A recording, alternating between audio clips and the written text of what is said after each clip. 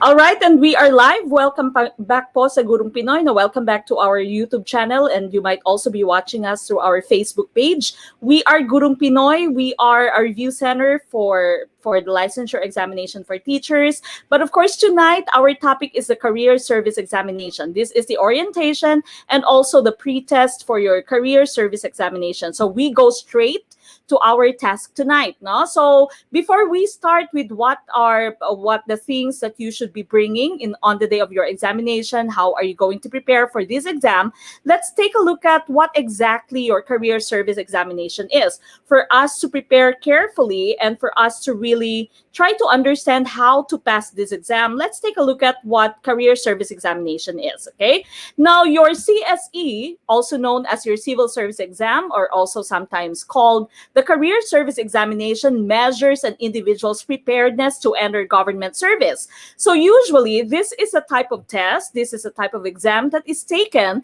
so that you can become a regular employee of the government. Okay, so yung mga nagtatrabaho po sa munisipyo, nagtatrabaho sa ating mga city halls, ito yung kinakailangan nilang maipasang exam. Okay, so again, this is your career service examination or your civil service examination para ma-regularize sila sa kanilang trabaho.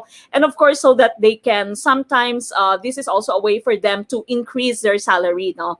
Now, your CSE, your career service examination, actually has two levels, two different levels. Your professional level and your sub-professional level. Now, we are going to tackle the differences between these two different levels. But before that, let's take a look at the qualifications of these exam takers. No? So, how can you take this exam? What are some of the qualifications so that you may be able to take your career service examination? First and foremost, of course, you should be a Filipino citizen. So, hindi po pwedeng naturalized ka lamang, hindi po pwedeng foreigner ka tapos na naturalize ka lamang as a Filipino. You cannot take the career service examination if you are not a Filipino citizen. Okay, so usually by birth yung sinasabi. Now, you should be at least 18 years old on the date of filing of application. So minsan kahit na hindi pa nakaka-graduate from college, pwede na po kayo mag-take ng career service examination. In fact, one of our advices to those who are going to take the CSE, mag-take kayo as soon as you can, even without graduating yet from college. Kasi fresh pa yung lahat ng ating mga natutunan sa school, no? Fresh na fresh pa. Maganda pa yung ating memory. And so, 18 years old lamang, kailangan yung isang tao, hindi kailangang graduate na siya from college so that he or she can take your CSE, no? So, kailangan lamang 18 years old. Now, of course, very important, that person should be of good moral character. That person has not been convicted by final judgment of an offense or crime involving moral turpitude or disgraceful or immoral conduct, no? So dapat wala kang conviction, hindi ka na-convict, hindi ka naging preso, no? So yan yung mga isang panuntunan din para makakuha ka ng CSE. You should have not been dishonorably discharged from military service or dismissed for cause from any civilian position in the government. So ibig sabihin dapat wala kang administrative case, wala kang civilian cases, okay? And also number 6, you should not have taken the same level of career service examination either through paper and pencil test or CSE computerized examination within 3 months before the date of examination. Wala naman yatang problema lahat sa atin with regard to number 6 dahil matagal na hindi din nakapag-exam yung civil service, no? So again, these are just the qualifications para makakuha ka ng CSE, Filipino citizen, at least 18 years of age, of good moral character. That means wala kang naging kaso, hindi ka na dishonorably discharged from military service, wala kang administrative cases, okay? And of course, dapat hindi ka nag-take ng the same level of examination within 3 months prior to taking that test, okay? So these are the qualifications. Now, if you have questions, you may just put it in our chat box. Sir Migs Manaay is also there to take care of your questions, to answer some of your questions, okay? Now, these are the requirements. If you'd like to apply, some of you may not be taking the test. The test that we are going to have is, the next test would be on July 18th. Pero pag hindi pa kayo naka-file, no, these are the requirements that you can see on your screen right now. Unang-una, fully accomplished application form. You can see that in the description that we have for this video. Both on Facebook and YouTube. Nasa description po natin, may link po dyan for our application form for civil service.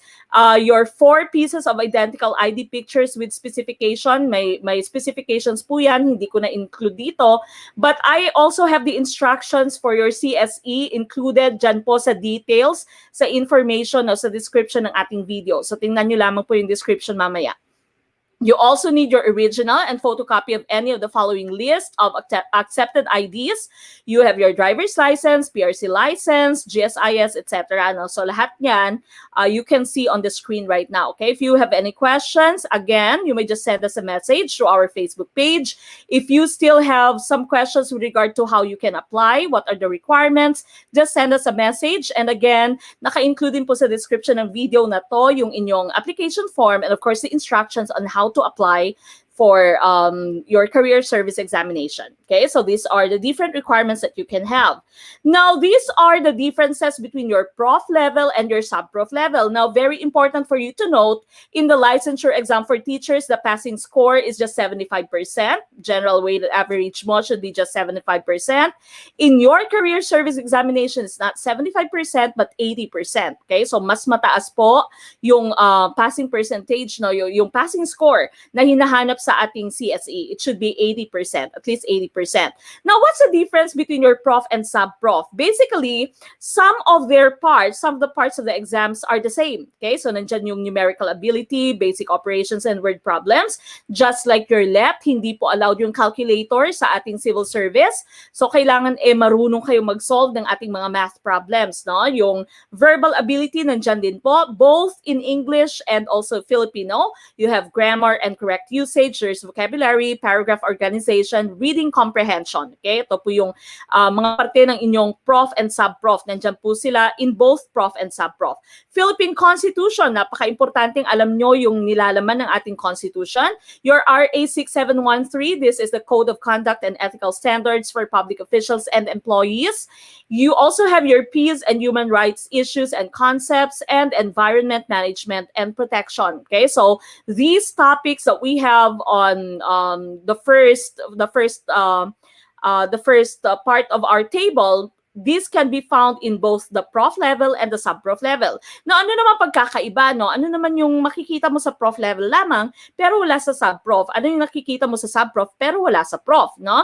Only your prof level, your professional level, has analytical ability. Okay, so you have your word association, identifying assumptions and conclusions, logic, and data interpretation. Okay, so medyo mas mahirap yung prof because of your logic. So may analogy and logic yung prof level mo. While for your sub-prof, you have clerical ability. Okay, so your clerical reasoning, clerical ability, including filing, your spelling, your alphabetizing, no, nandyan po sa inyong clerical ability. Now, hindi lamang alphabetizing siya na from A to Z, no, meron pong rules sa kung paano nyo i-alphabetize yung mga words nyo sa inyong sub-prof level. So again, basically, there are so many parts that can be found in both your prof and sub-prof level. Yung pagkakaiba lamang, yung prof mo would have your analogy and logic, and your sub-prof would have your clerical ability, including alphabetizing, filing, and spelling. Okay, so yan po yung ating exam coverage. And again, please don't forget, passing percentage is at least 80%, not just 75% as what you have in the LEP, but it should be at least 80%. Okay, now these are some important information with regard to COVID-19, with regard to the conduct of your career service examination. Sabi dito, no, this is also part of your instructions, nandyan po sa ating description. As part of the health protocols in light of the COVID-19 situation, examinees shall be required to accomplish and submit a health declaration form, your HDF. Examinees shall, as feasible, pre-accomplish not earlier than 1 day. So dapat po na-accomplish nyo, na-kompleto nyo itong HDF nyo or health declaration form just 1 day prior to the exam. Hindi po pwedeng earlier than 1 day prior to the exam. Okay? So the day before mismo, bago ka kumuha ng CSE, yung araw mismo bago ka mag-take ng CSE, saka mo i-accomplish, no, if i-fill itong or if i-file itong HDF mo. Okay, now the form is going to be posted on the CSE website. Hindi pa rin po siya available. Upon the last time that I've checked, wala pa rin po yung form. So, aabangan po natin yung form na yan. But with temperature reading to be written only upon going through thermal scanning at the school or testing venue main entrance on exam day. Okay, so again, you should have your health declaration form. Mada-download nyo from your CSE website. Kailangan nyo siyang i-accomplish the day before your exam. Pero yung pagsascan po ng temperature will be done on the exam day sa venue po ng inyong test. Okay, so that's one very important information with regard to COVID-19 situation that we have right now. Now, on the day of the exam, these are some of the things that you need to remember. No face mask and no face shield, no entry to testing venue, and no exam. Okay? So, sabi ni Mayor Isko Moreno, no, kailangan na ibasura na yung face shield. Pero sabi ng Civil Service Commission nyo, pag wala kang face mask at wala kang face shield, hindi ka po pwedeng pumasok sa exam venue at hindi ka po pwedeng mag-exam. Okay? No ID card, no document, no exam. Be at the testing venue not later than 6:30 a.m. So, dapat alam mo kung nasaan yung testing venue mo. Dapat alam mo na kung ano yung sasakyan mo, no, papunta ng testing venue para hindi ka malate. Dapat by not later than 6:30 a.m. nandun ka na. Wearing face mask and face shields and practicing physical distancing shall be always observed unless otherwise allowed. Okay, so these are some of the things that you need to remember.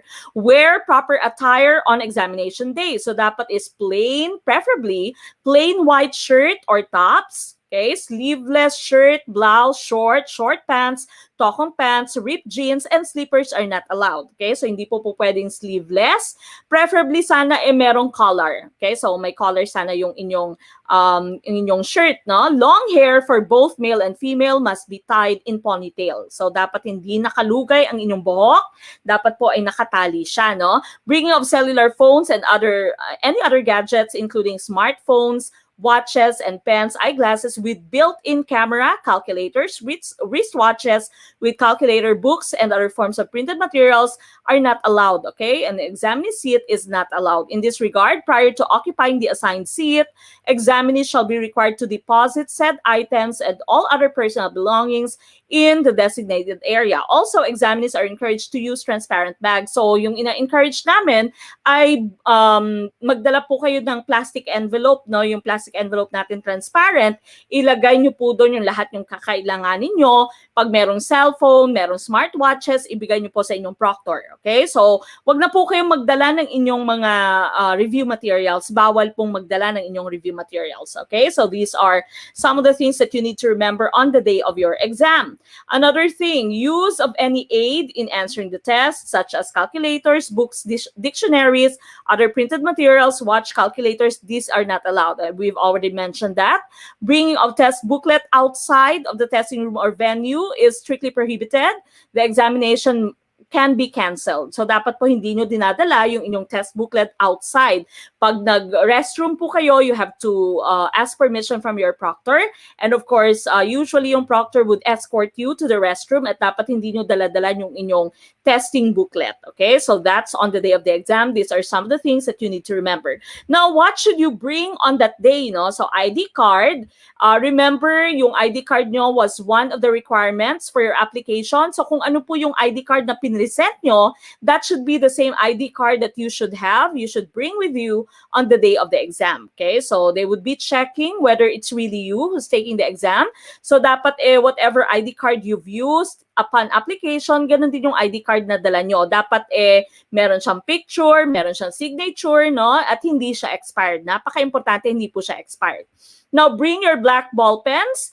Examinees must bring their own ball pen. Hindi po pwedeng manghihiram ka ng ball pen, especially since merong pandemic, no? Hindi po pwedeng hawakan mo kung anong hinahawakan ng ibang tao. No borrowing of ball pen shall be allowed to prevent cross-contamination.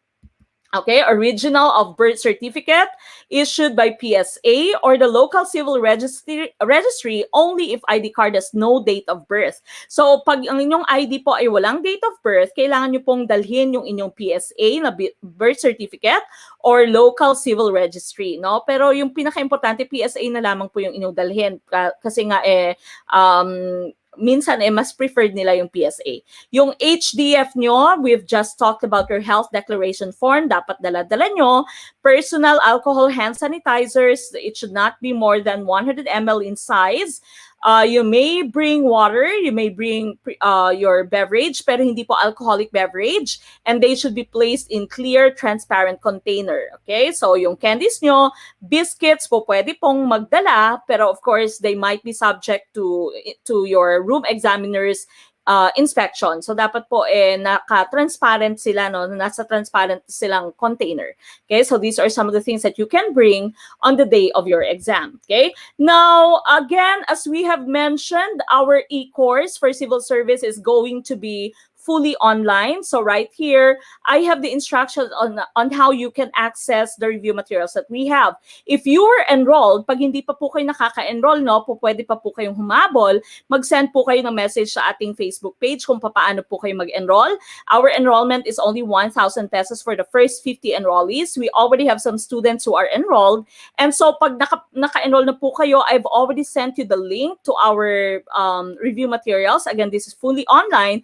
And right here, we have the instructions on how you can access the review materials. So samahan niyo po ako, tingnan natin kung paano natin may access yung ating review materials. Open your email and join Classroom.